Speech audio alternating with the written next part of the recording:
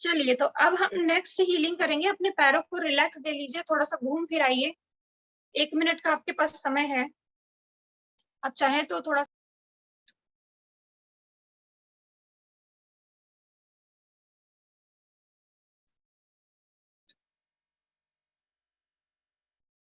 एक क्वेश्चन पूछ लूं?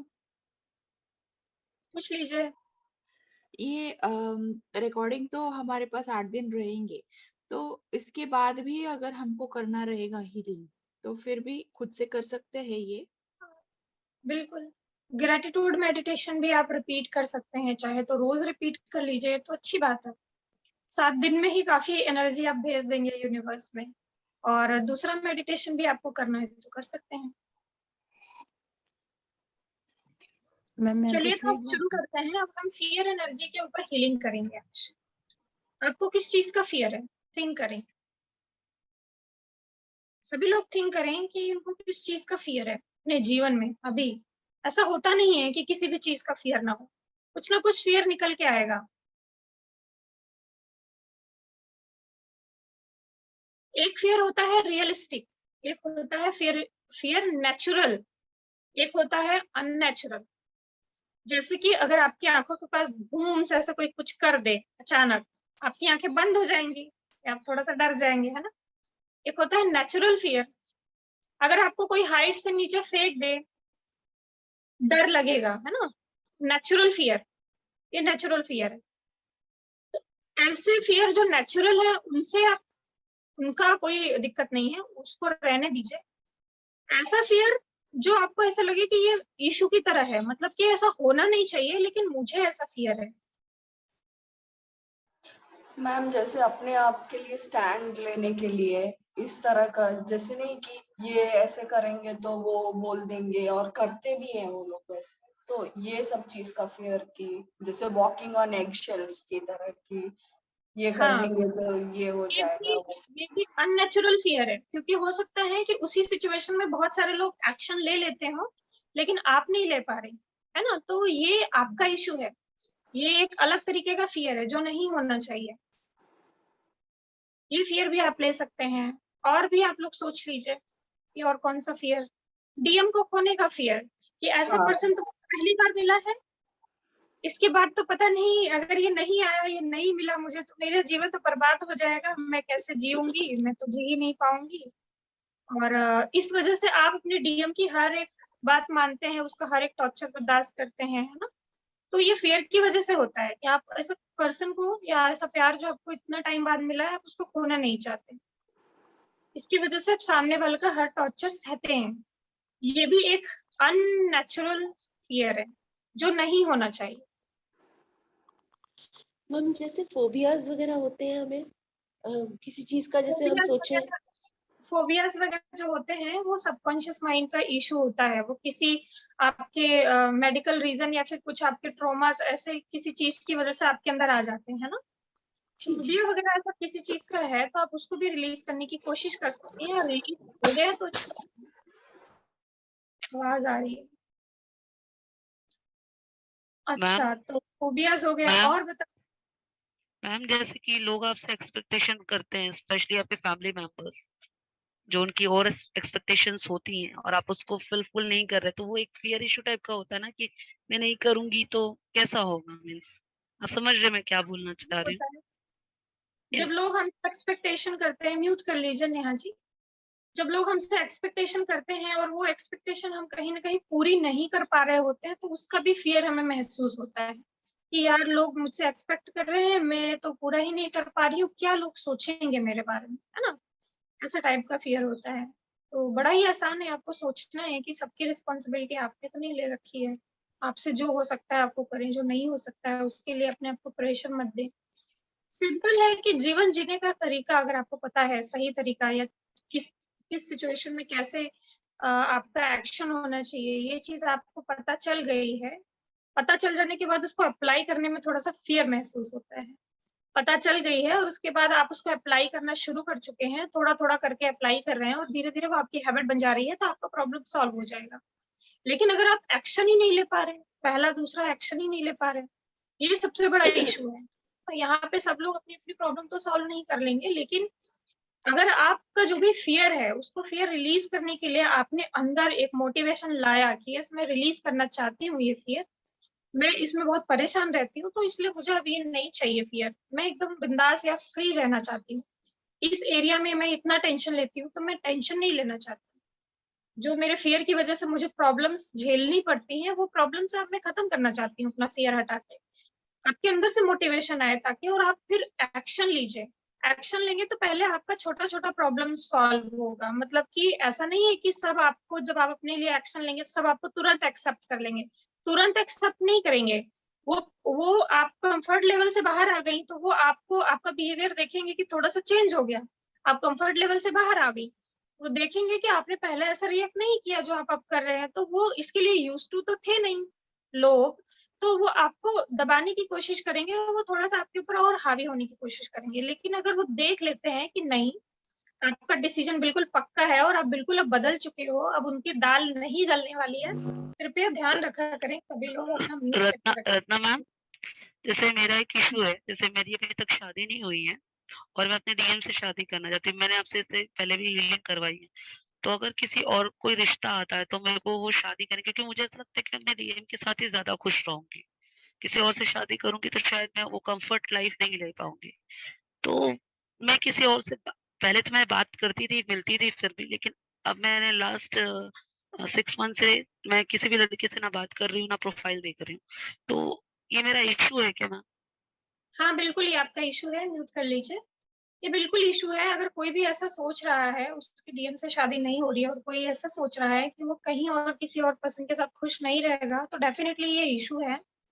अगर आप अपने डीएम का वेट करना चाहते हैं तो बिल्कुल वेट करें, वेट आप कर सकते हैं, लेकिन एक टाइम तक वेट करें। और अगर आप देख रहे हैं कि आपके डीएम आपको नहीं मिल सकते हैं, उनकी शादी कहीं और हो चुकी है या हो रही है, या वो आपसे शादी नहीं कर रहे हैं, तो आप आगे बढ़ने का डिसीजन ले सकते हैं। अब आपको किसी से भी शादी नहीं करनी है, आपको ऐसा नहीं सोचना है कि मैं किसी से भी शादी कर लूं, आपको सोचना है कि आपको ढूंढने नहीं जाना है कहीं, आपके लिए जो बना है, आपके लिए जो सुटेबल है, वो अपने आप ही आपके सामने आ जाएगा, है ना। आप बातचीत करना, अपनी नॉर्मल जिंदगी जीना शुरू करिए, अपने आप को फोर्स मत कीजिए शादी करने के लिए।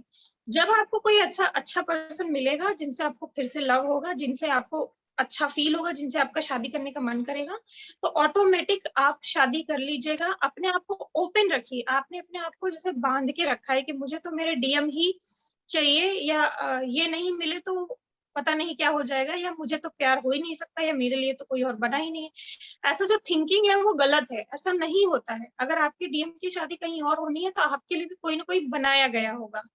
इस सिचुएशन पे डिपेंड करता है। अभी आप तैयार नहीं है इस चीज के लिए कि आप किसी और से शादी कर सकें, तो अपने दिमाग को फोर्स मत कीजिए, अपने दिल को फोर्स मत कीजिए, बस हीलिंग करिए, अपने दिमाग को, हर्ट को ओपन करिए, और फ्यूचर में अपने आप ही पॉसिबिलिटीज बनेंगी आपकी हीलिंग से।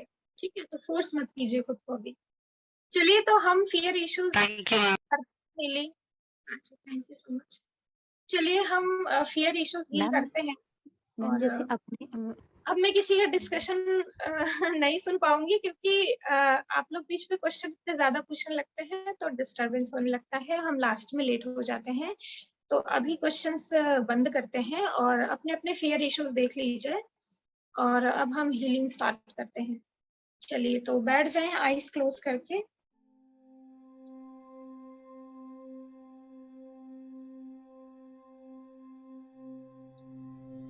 आईज क्लोज करें, लंबी गहरी सांस लें।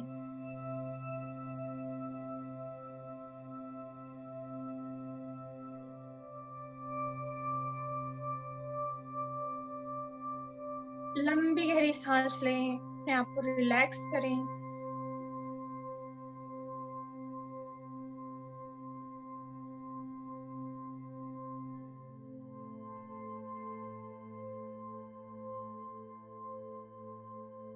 आप गॉड को इनवाइट करें इस मेडिटेशन में। किस एंजल को आप मानते हैं, किस गॉड को मानते हैं, किनमें श्रद्धा है, उन्हें इनवाइट करें, उन्हें इस मेडिटेशन का पूरा चार्ज दे दीजिए।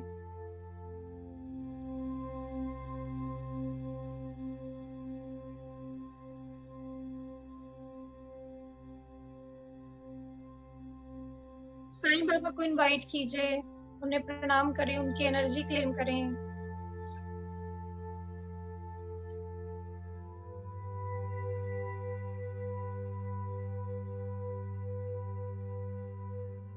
भोलेनाथ और माँ शक्ति को इनवाइट करें, उनकी एनर्जी क्लेम करें।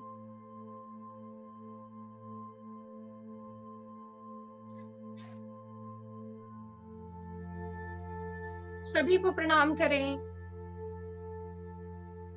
और इस मेडिटेशन का चार्ज अपने एंजल्स को दे दीजिए और बोलिए कि मेरे फियर इश्यूज को मैं आपको सरेंडर करती हूँ, आप ही इसे हैंडल करें। जैसे भी आप हील कराना चाहते हैं वैसे मेरे फियर इश्यूज को हील कराएं। मैं आपको पूरा कंट्रोल इस मेडिटेशन का देती हूँ।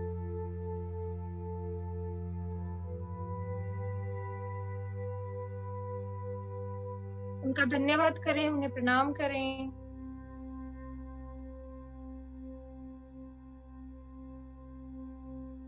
अब अपने फियर इश्यूज को देखें कि आपका कौन सा फियर इशू है, उसको याद करें। आपने इस फियर इशू को कब से देखा, जाना, समझा, हमने डिस्कस भी करा।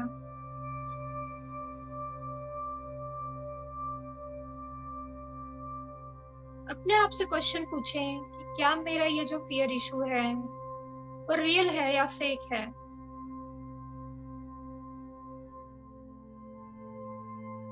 क्या जो मुझे फियर फील हो रहा है, क्या वो सबको होता है या मुझे ही हो रहा है। क्या ये नेचुरल फियर है या अननेचुरल फियर है।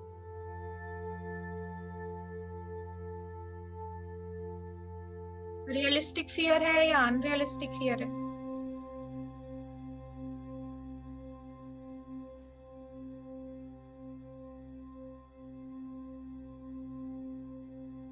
जितने सारे अपने फियर इश्यूज डिस्कस करे वो सारे फियर्स फेक हैं।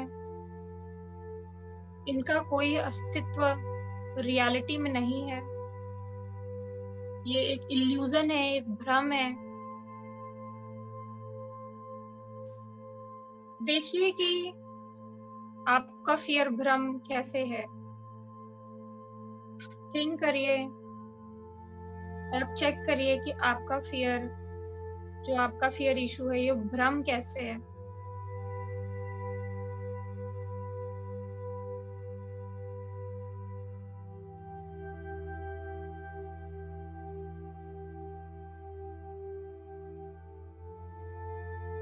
आपका फियर इशू भ्रम है, आपके दिमाग के द्वारा बनाया गया एक प्रोटेक्शन शील्ड है। आपके दिमाग ने आपके चारों तरफ एक प्रोटेक्शन शील्ड बना दी है और आपको ये समझा दिया है कि अगर ये चीज करोगे तो तुम्हें प्रॉब्लम होगी, तुम्हें दिक्कत होगी, तुम्हें दर्द मिलेगा। और इसी वजह से जब आप वो चीज करने जाते हैं तो आपको फियर महसूस होता है। आपका दिमाग आपको रोकता है, पकड़ के पीछे खींचने की कोशिश करता है, आपको प्रोटेक्ट करने की कोशिश करता है उस पेन से जो आपको ये काम करने के बाद होने वाला है। आपका दिमाग क्या है? एक मशीन है, एक सिस्टम है। वो सच्चाई नहीं है। जो आपका सबकॉन्शियस माइंड है, जो आपका दिमाग है, जो आपके दिमाग में न्यूरॉन्स हैं जिससे वो बने हैं, जिससे इंफॉर्मेशन आपके दिमाग में जाती है। जब शेर आपके सामने आता है तो जो आप डर जाते हैं, तो ये इंफॉर्मेशन है जो आपके दिमाग में भेजी जाती है ताकि आप यहाँ से भाग सकें शेर को देख करके। आपका दिमाग को ऐसे ही डिजाइन करा गया है। तो जब किसी का पति उसके ऊपर बहुत चिल्ला देता है या एक आध बार उसको पीट देता है तो दोबारा लड़की उससे कुछ कहने पे डरती है। ये क्यों डरती है? उसका दिमाग उसे बता देता है कि यहाँ पे पेन है, अगर तुमने बोला तो फिर से पिटाई हो सकती है। तो उस दर्द से बचाने के लिए दिमाग ऐसी प्रोग्रामिंग आपके अंदर सेट कर देता है। दिमाग बेवकूफ है, वो एक मशीन है। ठीक है, तो आप देखें कि इसी तरीके से दिमाग आपके अंदर इल्यूजन क्रिएट करता है। ऐसा सच नहीं है कि एक बार आपकी पिटाई हो गई तो दोबारा भी पिटाई होगी। है ना? ऐसा सच नहीं है। ऐसा सच नहीं है कि एक बार आपने स्टैंड लिया तो उसका रिजल्ट कुछ आया तो आगे भी उसका रिजल्ट वही आएगा। ये सच नहीं है कि आप रिजल्ट चेंज नहीं कर सकते। आपका दिमाग आपसे कहेगा कि आप रिजल्ट चेंज नहीं कर सकते, आपको डरना चाहिए, हर बार आपको यही रिजल्ट मिलेगा। लेकिन सच्चाई आप जानते हैं कि आप रिजल्ट चेंज भी कर सकते हैं। आपने स्टेप लिया, उसका रिजल्ट दूसरा भी आ सकता है। आपके वाइब्रेशन पे निर्भर करता है, आपके एक्शन पे निर्भर करता है, आप किस तरीके से चीजें हैंडल करते हैं उस पे निर्भर करता है। तो जितने भी सारे फियर इश्यूज हैं आपके, वो सारे फेक हैं। आपके दिमाग की मशीन द्वारा क्रिएट करा गया एक इंफॉर्मेशन है। जब आप सेम सिचुएशन में जाते हैं तो वो इंफॉर्मेशन एक्टिव हो जाती है और आपके अंदर दर्द से बचाने के लिए फियर क्रिएट करती है। एक रसायन,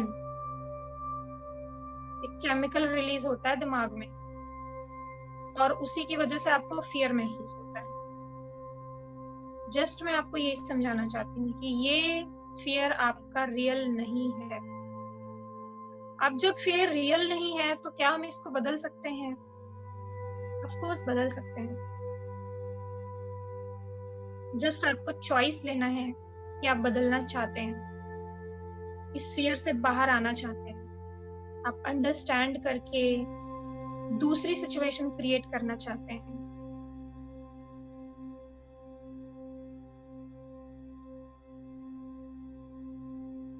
अपने दिमाग को बताइए, क्या फियर इशू से बाहर आना पॉसिबल है? आपका दिमाग कहेगा यस पॉसिबल है। अगर पॉसिबल है तो आप कहिए दिमाग को, फिर आते क्यों नहीं हो? फियर इशू से बाहर क्यों नहीं निकल रहे हो जब पॉसिबल है तो? वो कहेगा डर लगता है। किस चीज से डर लगता है? पूछिए उससे, किस चीज से डर लगता है? पूछिए।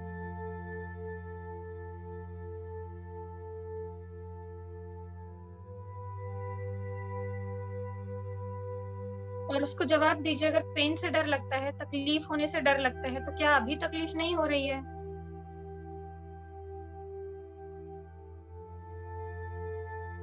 क्या तकलीफ से कोई बच सकता है?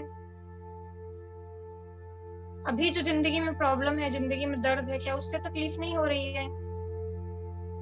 जब हर हाल में तकलीफ होनी ही है तो फिर डर किस बात का? दर्द, पेन हर हाल में होना ही है, तो एक ही बार पेन झेल के अपनी जिंदगी को ठीक क्यों ना कर ले?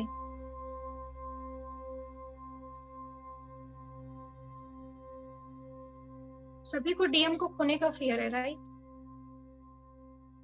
डीएम के रहने पे आपको पेन नहीं हो रहा है, दर्द नहीं हो रहा है।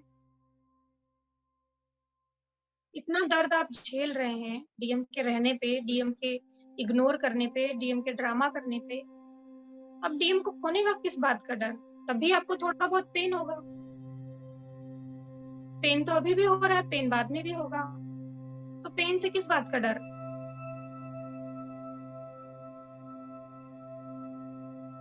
अपने दिमाग को बताएं कि ये जो डर है तुम्हारा वो अनरियलिस्टिक है, ये सच नहीं है। इसको बदल दो, इसको भस्म कर दो, इसको जला दो, खत्म कर दो। बिना फियर के रहो, अपने आप काम बनेंगे। दिमाग को बोलें कि बिना फियर के रहने वालों के भी काम बनते हैं। बिना फियर के रहो, अपने आप काम बनेगा। जो होना है वो तो होगा ही। फियर करोगे तब भी, नहीं फियर करोगे तब भी।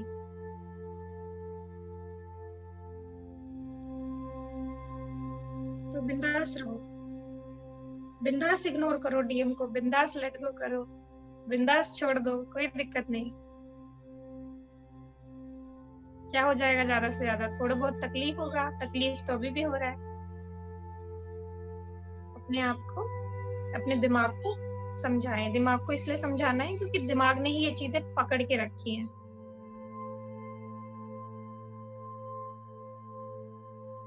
अपने दिमाग को उस डर से बाहर निकालें।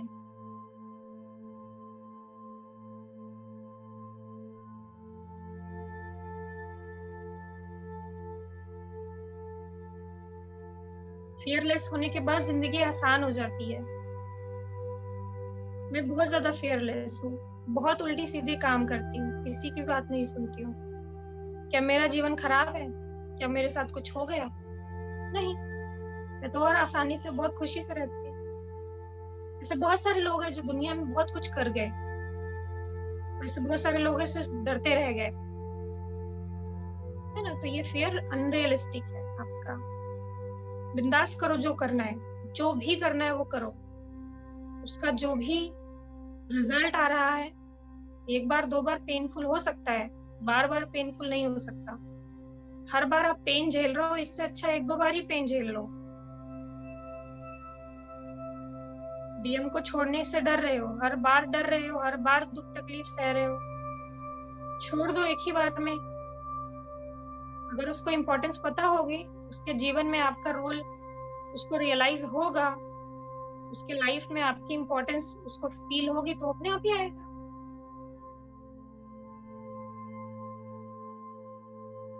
अपने लिए स्टैंड ले, अपने आप से प्यार करें।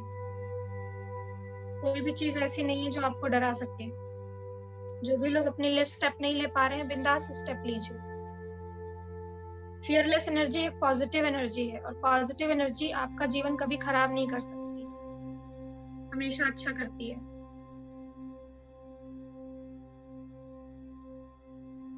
तो जस्ट अपने दिमाग में आपने देखा, अब आपके जो भी फियर इश्यूज हैं, आप जस्ट थिंक करें कि मैं अब इसे लेट गो करना चाहती हूँ, मैं इसे रिलीज करना चाहती हूँ। ऐसे स्ट्रॉन्ग अपने मन में फीलिंग लाइए, जो भी आपका फियर हो।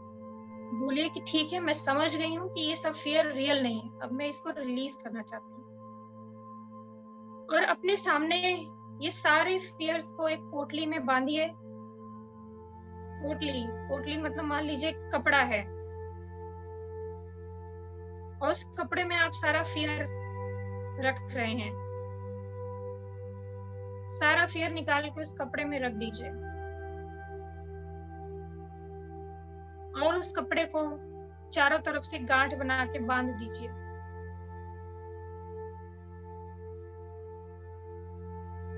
और इस फियर की पोटली आप अपने गुरु के चरणों में समर्पित कर दीजिए।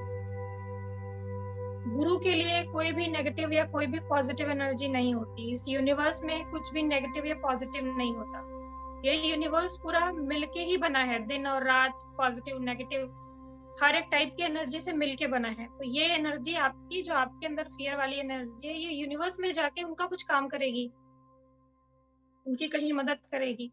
तो उनके लिए कुछ पॉजिटिव या नेगेटिव नहीं है। तो आप आराम से अपने ये सारे इश्यूज सरेंडर कर सकते हैं, यूनिवर्स को दे सकते हैं। तो आप पोटली बांधिए, अपने सारे फियर इश्यूज को इस पोटली में बंद करिए, लेट गो करिए। सोचिए कि अब नहीं डरना है। अब ये सारे इश्यूज को मैं पोटली में बांध के अपने गुरु, अपने एंजल, अपने यूनिवर्स को सरेंडर कर रही हूँ। अपने गुरु को याद कीजिए, जिसे सबसे ज्यादा मानते हैं आप। उनको ये पोटली ले जाके दीजिए और बोलिए कि गुरुजी, अब मैं बहुत डर चुकी हूँ, थक गई हूँ मैं डर डर के। अब मुझे ये फियर की एनर्जी नहीं चाहिए, कृपया आप इसे रख लीजिए और इसका कहीं अलग जगह यूज करिए जहां इसकी जरूरत हो। मुझे इससे फ्री कर दीजिए।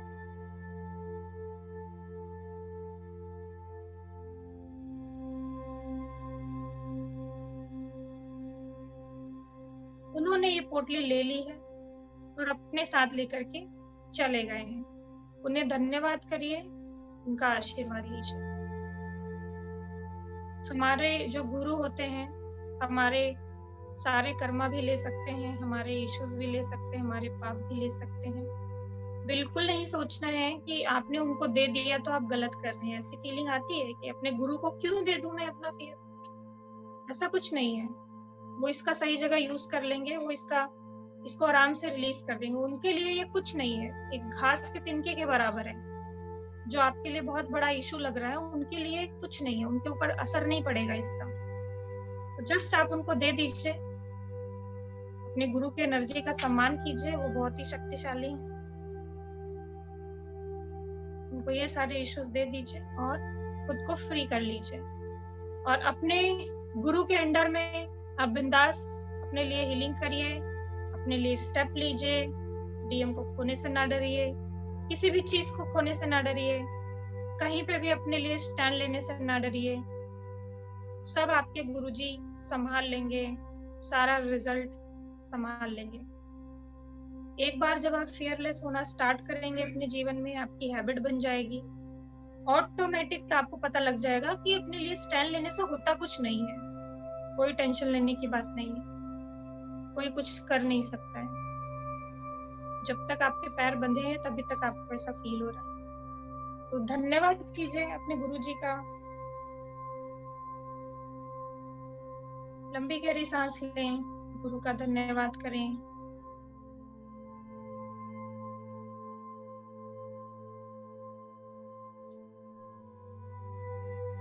अपने हाथों को रब करें, अपनी आईज पे रखें,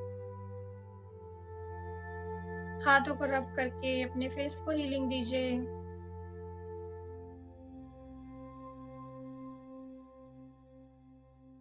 और अब आप आंखें खोल सकते हैं। ठीक है, होप कि सभी ने कुछ ना कुछ रिलीज करा हो।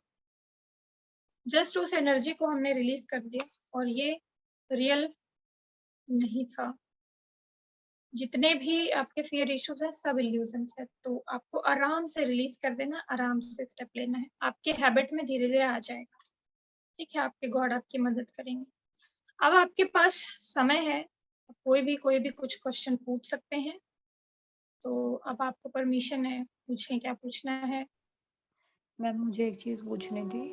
मैम जिस दिन आपने पहले दिन करना वो सोल कॉन्ट्रैक्ट का मेडिटेशन कराया था, उस दिन मैंने नहीं लिया, अगले दिन लिया था। तो आपने तब फर्स्ट की रिकॉर्डिंग दी थी, तो मैंने तीसरे दिन किया था वो मैम।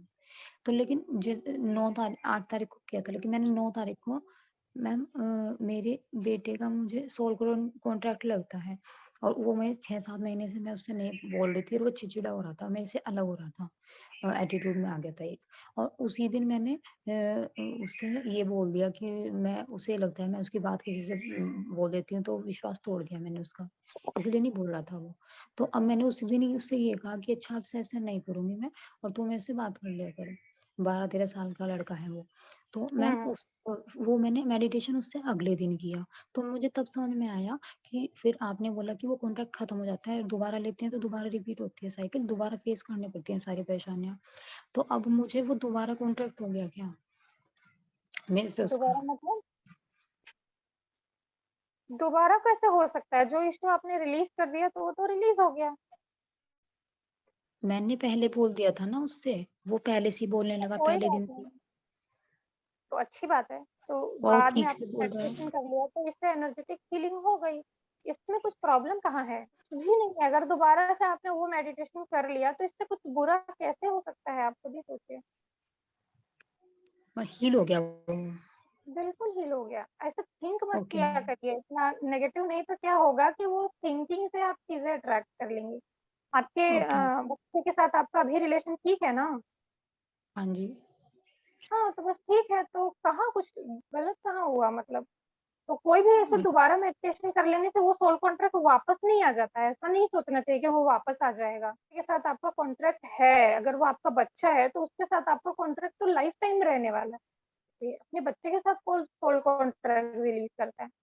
कर्मा रिलीज करिए, फॉरगिवनेस वगैरह करिए, उसके और आपके बीच में जो नेगेटिव बॉन्डिंग है और नेगेटिव एनर्जी उसको रिलीज करिए। सोल कॉन्ट्रैक्ट रिलीज नहीं होगा, क्योंकि सोल कॉन्ट्रैक्ट लाइफ टाइम का है। इस जन्म में आपका बच्चा आपका बेटा है, तो आप उसके साथ जितना टाइम लिखा है उतना टाइम रहेंगी, उतना सोल कॉन्ट्रैक्ट रहेगा। सोल कॉन्ट्रैक्ट होता क्या है?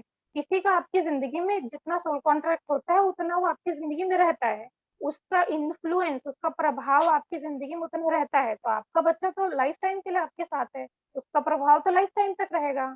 ऐसा तो नहीं है कि आज सोल कॉन्ट्रैक्ट आपने रिलीज कर दिया तो फिर बाद में कभी कुछ होगा नहीं। और ऊपर से आपके बच्चे और आपके बीच में बातचीत भी या फिर कभी लड़ाई झगड़ा आगे भी होगा, फ्यूचर में भी होगा। ऐसा हो सकता है कि कभी ना हो, क्योंकि आप लोग लाइफ टाइम तक साथ रहने वाले हैं। तो जहाँ बर्तन रहते हैं वहाँ बर्तन खनकते जरूर हैं, तो ये होगा, नेचुरल है। तो आप कभी परेशान मत होइएगा, इसको बिल्कुल लाइटली लीजिए, ये कोई बड़ी बात नहीं है, कोई बड़ा इशू नहीं है। जैसे आपने डिस्कस करके अपने बच्चे के साथ अपना इशू रिलीज करा, उसको कुछ नाराजगी थी तो आपने उसको डिस्कस करा, उससे सॉरी बोला, तो वो मान गया। इसी तरीके से आगे भी आप, ठीक है? Okay ma'am, thank you.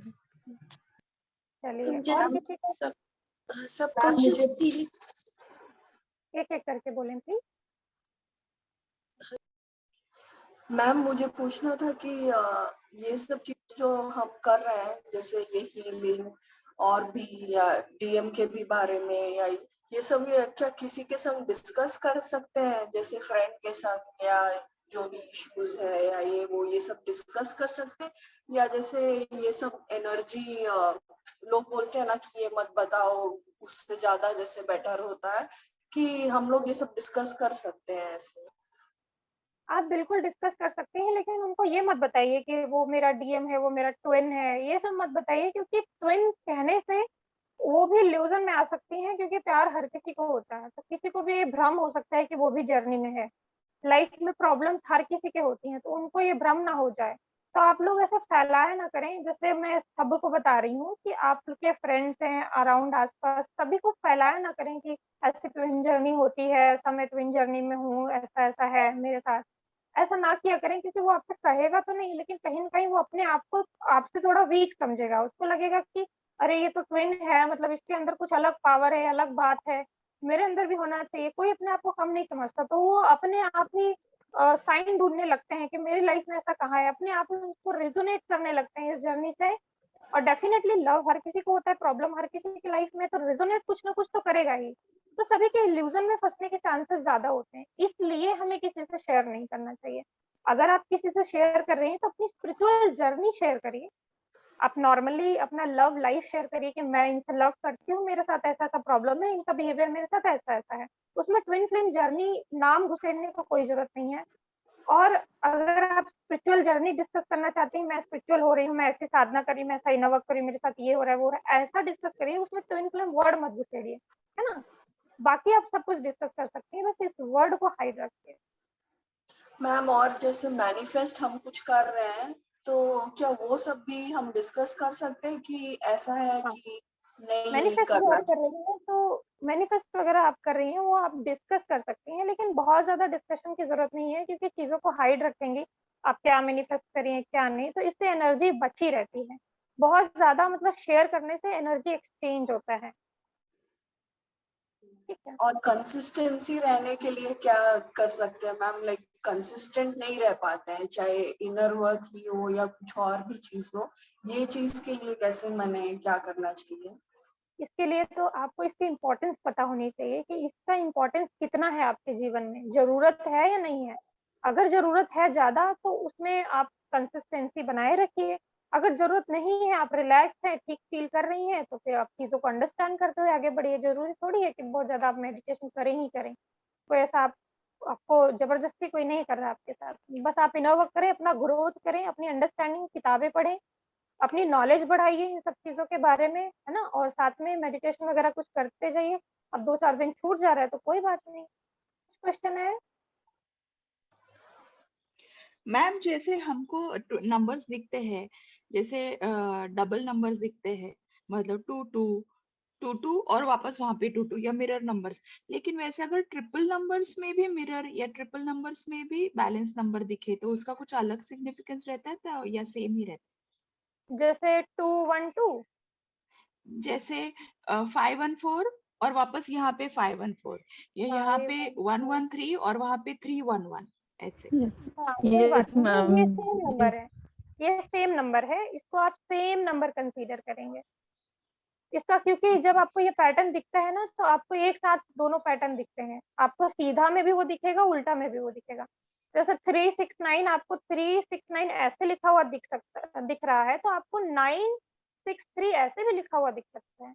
जब हमें कोई नंबर का पैटर्न दिखता है, तो वो नंबर आगे पीछे दोनों से दिखना शुरू हो जाता है, ऑटोमेटिक दिखना शुरू हो जाता है। तो आप ये ना सोचे कि इसका अलग मतलब होता है, उसका अलग मतलब नहीं होता है, उसका सेम मतलब होता है। और ये अभी आपने जो बोला 369, अगर 3690 है या 0369 है या 13, तो 369 कंसिडर करने का कि नहीं कंसिडर करने का? हाँ, कंसिडर करने का। Okay, thank you ma'am. 369 बहुत नंबरों के बीच में भी अगर आपको दिख रहा है तो भी आप उसको कंसिडर करेंगे। चलिए ठीक है, तो होप कि आप सभी के क्वेश्चन खत्म हो गए हैं, तो अब चलिए सेशन समाप्त करते हैं। अभी मैम मेरा एक छोटा सा क्वेश्चन है। 2 लोगों ने बोल दिया। चलिए ठीक है, मैं लास्ट क्वेश्चन बता देती हूँ आंसर। बताइए क्या क्वेश्चन है? मैम मेरे को ना 44 बहुत दिख रहा है, मतलब 2-3 महीने से 44 मेरे को बहुत नंबरों के बारे में तो मत पूछिए ना, नंबरों के बारे में तो मैंने इतना अच्छा वीडियो बना रखा है, कितना अच्छा मैंने वहाँ पे एक्सप्लेन कराया। आप मेरे नंबर से रिलेटेड वीडियो देख के शुरू से लेके लास्ट तक जितने इंपॉर्टेंट नंबर आपको दिखते हैं 369 888, 3 बार 44, 2 बार 44, 4 बार 44 का क्या मतलब है, और मिरर नंबर 1 to 1 और बहुत सारे मिरर नंबर, तो आप वो देख लीजिएगा वीडियो। मैं आपको नंबर डिकोड करते कैसे हैं ये भी उसमें बताया है, सिखाया है। तो आप मेरे नंबर वाला जो नंबर सिंक्रोनिसिटी वाला है वो वीडियो देख लीजिएगा, आपको नंबर ओके, डिकोड करना आ जाएगा, फिर थैंक यू। किसी से पूछने की जरूरत नहीं पड़ेगी। चलिए ठीक है, तो अब लास्ट करें। अब थैंक Yeah, यू खत्म ma'am. करते हैं मैम। Thank आज you का so सेशन। much, ma'am. Bye Thank you thank you so so bye. much. Much. Thank you ma'am. Thank you Bye, ma'am. ma'am. Thank you, ma'am. Bye, Thank ma'am. you so Bye, much, ma'am. ma'am. Thank you. Thank you so much, ma'am. Bye.